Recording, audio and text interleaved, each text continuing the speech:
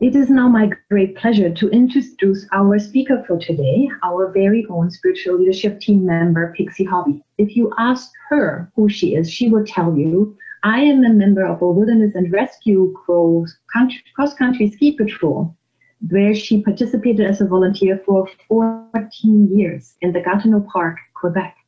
Not only did she teach first aid to other ski patrollers, she had experienced it and inspired her talk today entitled Love in the Eye of the Storm. Please help me welcome Pixie Hobby. Well, good morning, everyone. And thank you, Angelica, for that very generous introduction. Today, I'm going to talk about finding love in the eye of the storm. And it all happened on a cross-country ski trip. Well, more than a trip. It was a marathon that I did, and it's a ski adventure I can assure you I will never forget. So what was your biggest fear as a child? What is your biggest fear now as an adult? As a child, my biggest fear was getting lost and dying alone. Take a moment now to think about your biggest fear as an adult. Your biggest fear may be the gateway to your greatest gift, the gift of grace. In his amazing book, Heart-Centered Metaphysics, Paul Hasselbeck captures the essence of one of the 5 fundamental unity principles, the law of mind action. And he says as follows, the law of mind action says that thoughts in mind tend to produce after their kind. This is absolutely true as it pertains to consciousness. What we think, especially in utilizing both our thinking and feeling natures, increases in consciousness and shapes our experience of the world, but not necessarily the eventual outcomes. And I say, thank God for that. But why not necessarily the events? After all, Unity's co-founder, Charles Fillmore, said, all happenings or all true action is governed by law. Nothing just happens. There are no miracles. There's no such thing as luck, and nothing comes by chance. All happenings are the result of cause and effect and can be explained under the law of cause and effect. I'm going to tell you now about a miracle that happened to me 30 years ago when I had a near-death experience while doing what I love most, cross-country skiing in the wilderness. Here's what happened. In February 1990, I joined as a volunteer ski patroller in the Canadian Ski Marathon for the 3rd year in a row. By that time, I had been a wilderness search and rescue ski patroller for 9 years in the Gatineau Park and had taught first aid to ski patrollers for 5 years. I was a hardcore Nordic skier and an experienced first aider. The 2-day Canadian Ski Marathon is the oldest and longest Nordic ski marathon in North America. The route runs 100 miles from La Chute, Quebec, near Mont-Tremblant, to Gatineau, Quebec, near Ottawa. Participants ski 50 miles on the Saturday and another 50 miles on the Sunday on the first weekend in February. And some of the brave souls sleep outside at night in temperatures around -25. The groomed track is well groomed, as you can see here, and then it's divided into 10 sections with a checkpoint at each end where skiers can rest, warm up, grab a bite, and get any first aid that they might need, like for blisters. Although the location of the exact trail varies slightly from year to year, it passes through forests, over meadows, frozen rivers and wetlands, and farmers' fields. Skiers encounter steep slopes, rolling hills, and flat terrain. The track is marked with neon-colored plastic tape tied on trees, fences, or wooden stakes planted in the snow so that skiers don't get lost in the wilderness. And in this slide, you can see some neon orange tape tied onto a fence post. On the first day, I skied among participants with a 40-pound pack on my back filled with first aid supplies and equipment to repair broken skis, and of course, emergency food. It was a lovely sunny day, about -20, and I didn't treat any serious injuries that day, just a few blisters and a sprained thumb. When we woke up on Sunday morning, it was snowing slightly, but a heavy storm was in the forecast. At breakfast, I was assigned to the sweep team with 2 other patrollers, a registered nurse and a radio operator. Sweeps are typically very experienced patrollers who start their patrol 30 minutes after the last participant has left a checkpoint. A sweep's job is to make sure that every skier gets to the next checkpoint safely. We ski alongside and support slow or exhausted skiers that have been sort of left behind on the trail, and we treat any injured people that we might find that have kind of given up. Shortly after 2 p.m. on the second day, the Sunday, the marathon was called off due to dangerous blizzard conditions. Our sweep team was just gearing up to leave checkpoint number 7, and we waited while participants, disappointed that the marathon was called off, boarded buses to take them back to their motels. At 2:30, word came that 6 elite skiers had already left checkpoint 7 before the marathon was shut down. They had not yet reached checkpoint 8, so our sweep team was sent in after them. The steep climb leaving checkpoint 7 was brutal, as the snow was almost up to my knees. And at 5'2", the nurse struggled to keep going.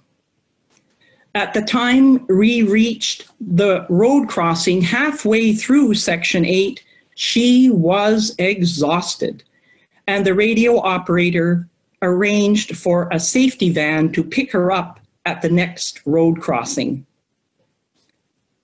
At the end of section 8, the radio operator himself, a husky young man, was in so much pain from bleeding blisters on both his feet that he gave up too. And when the safety van arrived for him, I insisted on continuing the marathon because none of the 6 elite skiers had yet been found.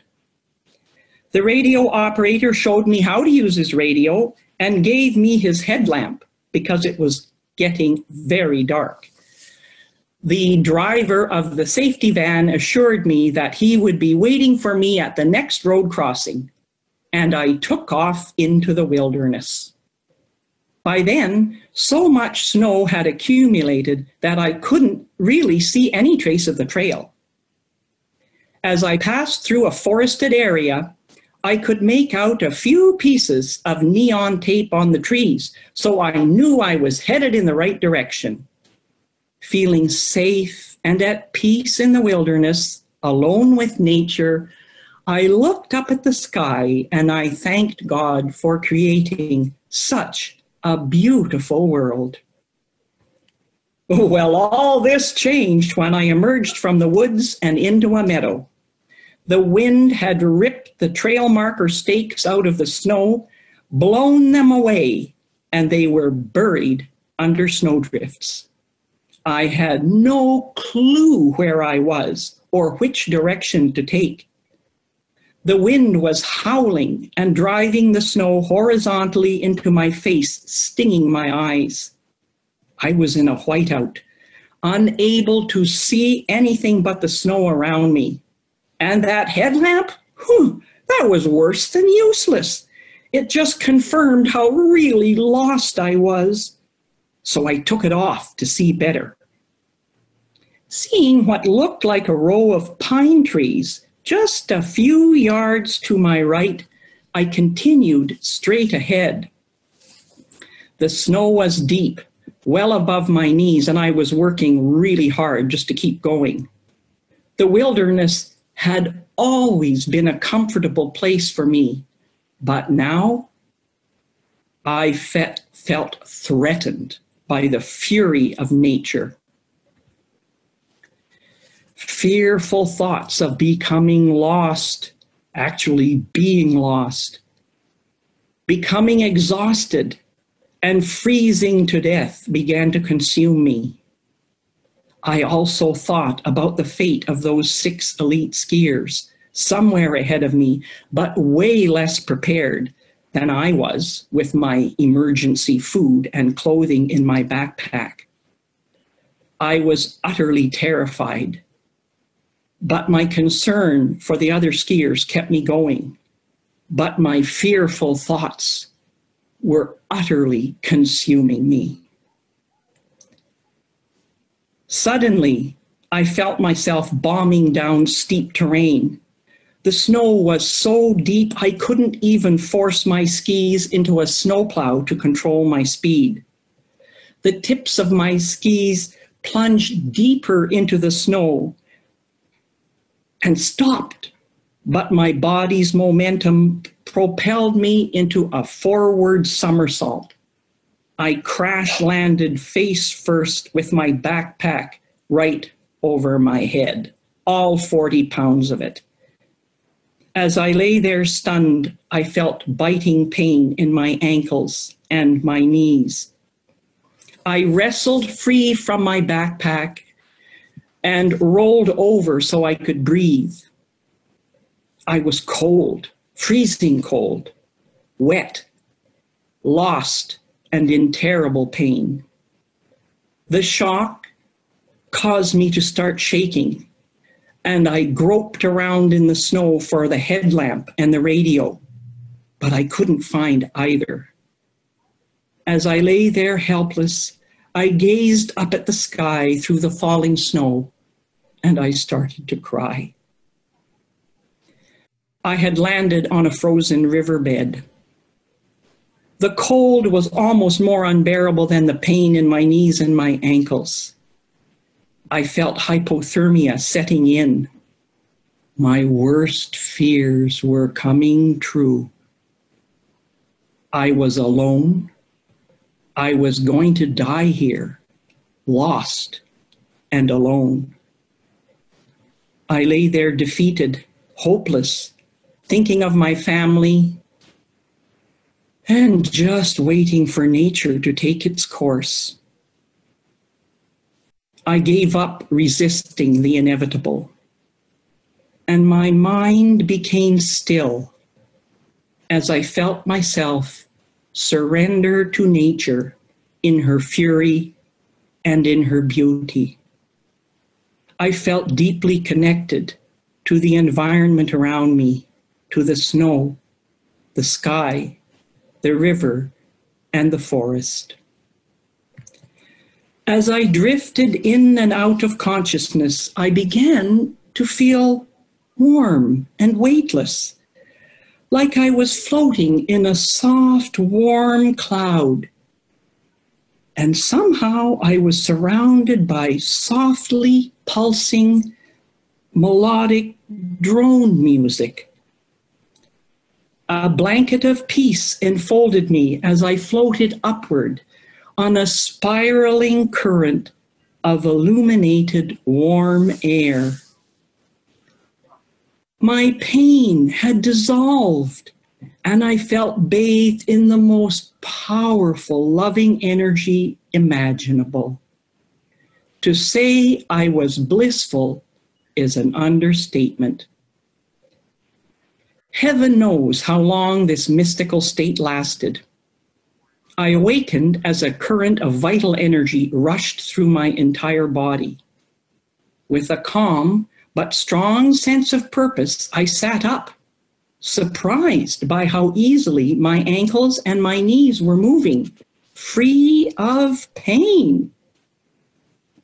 A light snow was gently falling around me as I climbed up the riverbank and headed southwestward, as if guided by a compass or a magnet, something in my lower solar plexus. It wasn't long before I reached the road crossing and the safety van. After changing my socks and eating the homemade baked beans my mum had packed for me, I convinced the driver of the van that I was good to go for Section 9. True to my word, I sailed easily and effortlessly across the magical fields and through enchanted forests with no idea where the trail was. Couldn't see any tape, no markers, but I was guided by this powerful inner knowing guidance system in my solar plexus. Warming up in the safety van at the beginning of Section 10, I learned that 4 of the 6 elite skiers had just arrived at the greeting center at the end of the marathon route. Whew, what a relief. Surely the other 2 would be there within moments. Whether it was Mum's baked beans or an enhanced connection with spirit, I powered through the flatter terrain in Section 10, feeling fully aligned with the flow of life. When I arrived at the greeting center, the only discomfort were my eyes. It felt like my contact lenses had frozen onto my eyeballs. I headed for the washroom and splashed warm water on my eyes. Whew, what a heavenly feeling. I was enjoying a cup of hot cocoa, and all of a sudden a marathon official and a police officer approached me and told me that there was one skier still missing. As the only patroller still on site, it was up to me to find him. I was given a new headlamp and another radio, and I headed back out, following my own tracks. The wind had picked up, and huge snowdrifts were forming all around me. As soon as I slipped into the sacred darkness, away from the lights of the greeting center, that inner knowing guidance system took over again. It directed me down a gentle slope to the right of my tracks and towards a stand of evergreen trees, approximately 1 kilometer from the greeting center. Under the skirt of a large balsam tree, the snow was mounded up. I poked at it with my ski pole and felt something solid. When I cleared away the snow, I discovered a body, a person curled up in the fetal position. He appeared to be unconscious, so I radioed for help and gently reassured the young man, both in French and in English, that he was going to be okay. Help was on its way. Within seconds, the snowmobile arrived towing a sled. We wrapped the young man in a sleeping bag and loaded him onto the sled. Feeding him small bits of chocolate, I rode beside a somewhat happy camper back to the parking lot where the safety van was waiting to take him to the hospital. But just as the driver of the van opened the door, a gust of wind whipped along and ripped the door clean off and sent it flying into a snowdrift. I shook my head in disbelief and headed inside the greeting center. From there, I called my husband and asked him to come and pick me up, but he said he couldn't because the road to our place had not been plowed for hours. A kind police officer drove me the 20 miles to my road, and I skied the last 2 kilometers to my house.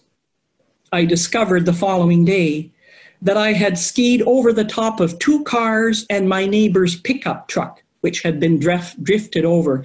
I had no idea this was happening. I thought I was skiing on the road. So, what was that all about? What happened to the law of mind action and the law of cause and effect? I had wallowed in emotionally charged, fearful thoughts for well over an hour. True, I did get lost. I had a ghastly crash. I experienced crippling pain and succumbed to hypothermia, all setting the stage for my greatest fear, freezing to death, alone and lost. But then this miracle happened. I was enfolded in divine love, taken up into a warm beam of spiraling light, restored with vital light energy, and outfitted with an inner knowing guidance system that brought me and another skier to safety. Had I experienced a miracle? I find comfort in Paul Hasselbeck's observation that miracles are not the result of breaking spiritual law and principles. Miracles are the result of the operation of unknown laws and principles. High levels of consciousness can accomplish things on lower levels that are described as miraculous. What spiritual law or principle was responsible for my miraculous, amazing experience?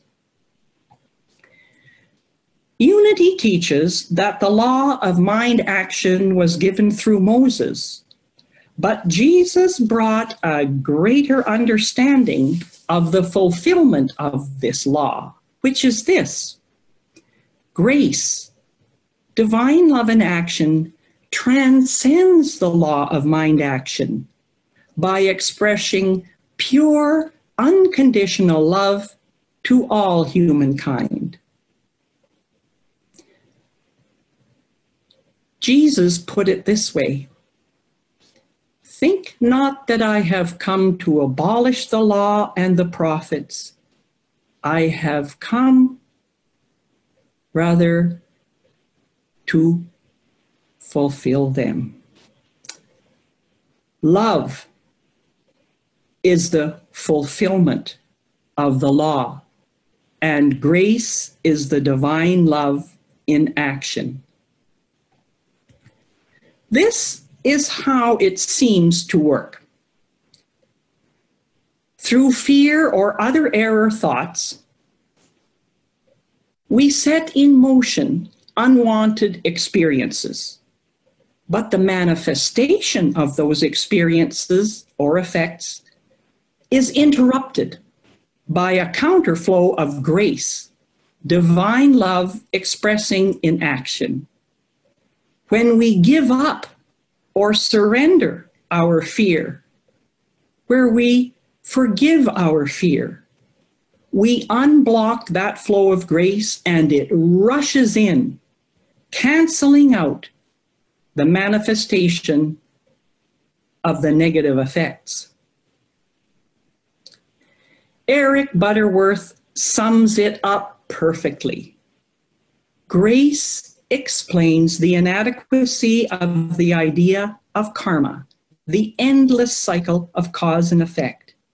It is true that as you sow, so do you reap. Yet God's desire to express completely through you, as you, is so great that you never completely reap the harvest of error, and you always reap more than you sow. This is grace.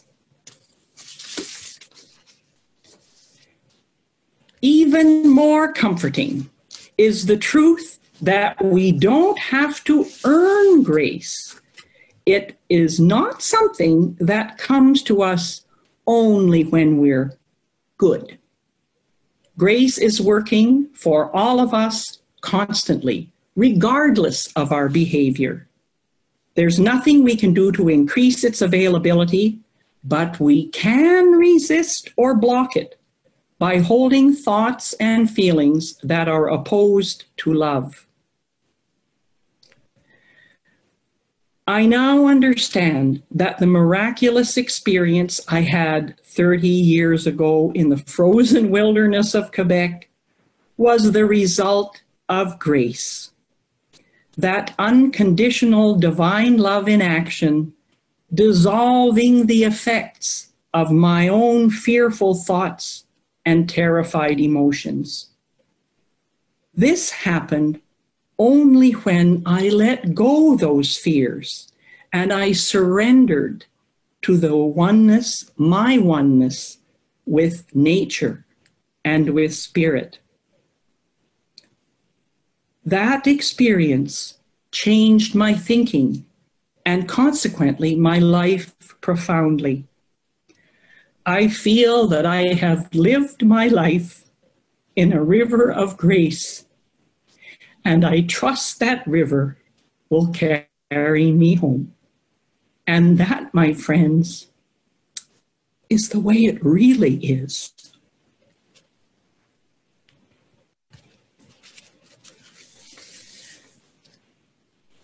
So after seeing all these photos of snowdrifts and blizzards, I invite you to grab a blanket and cuddle up and settle in for a meditation in a comfy chair. Take a deep breath and slowly let it go. That's right, just slowly let it go. And another deep breath. And as you let that breath go, feel your scalp and your jaw relax, and your eyes sink back into their sockets. Feel the tension flow from your neck and shoulders, down your arms, and drip out of your fingertips. As you continue to follow your breath, feel your chest and your abdomen go soft and relaxed. Then feel any tension in your hips wash down your legs, pulling with it any tightness or pain in your knees and your ankles. Then on your next exhale, feel all that stress and tension flow out through the bottoms of your feet and into the earth. And when you feel ready, you can close your eyes or just look down. Turn your attention now to your lungs. And imagine inside your lungs are thousands of tiny hearts made of pure, pure light. As you breathe in, see those tiny hearts of light expand and open up. Open up your lungs to receive more oxygen and more joy riding on that oxygen. And as you continue to breathe deeply, more and more relaxed, you sense joy expanding from your lungs and your heart, filling your entire body and flooding over you, your entire being engulfed in joy and peace. Now feel yourself floating in a soft cloud of light, in an embrace of love that feels magnificent and infinite, constantly expanding, and yet feeling warm, close, and personal, like you have always known it or always felt it. Feel that divine love flood into your soul, into every cell of your body, every thought in your mind, and through all of your emotions. Your whole being tells you it's safe to totally surrender to this unconditional love and dissolve into it. So you let go of this world and melt into this divine love, becoming one with it and the silence.